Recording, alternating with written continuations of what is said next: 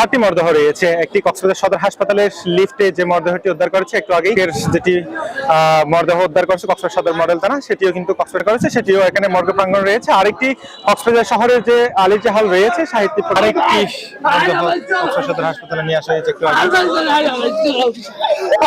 যেটি দেখতে পাচ্ছেন মরদেহের যারা স্বজন মারধর, ঘটনা আমরা জানছিলাম তাদের স্বজনদের কাছ থেকে, এবং তার ভাই সেটি আমাদেরকে বলেছিলেন চাঁদা না পেয়ে মারধর। আবার এরপর কেন আমার ভাইকে মৃত্যু হওয়া যায়, কেন মানুষের ঘর করলে কেন চাঁদা দিতে হয়, বাংলাদেশের মধ্যে কেন চাঁদা দিতে হচ্ছে, এগুলোর মধ্যে কোনো চাঁদা কেন দিতে হচ্ছে ঘর বাঁধানোর মধ্যে?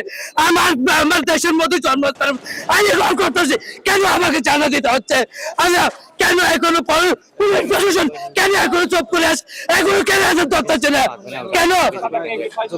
আমি জানি এত চিনি না আমি, কারণ এতকে জানা যাচ্ছে আরো দুই একবার আমার ভাইকে হুমকি দিচ্ছে মোবাইলের মধ্যে।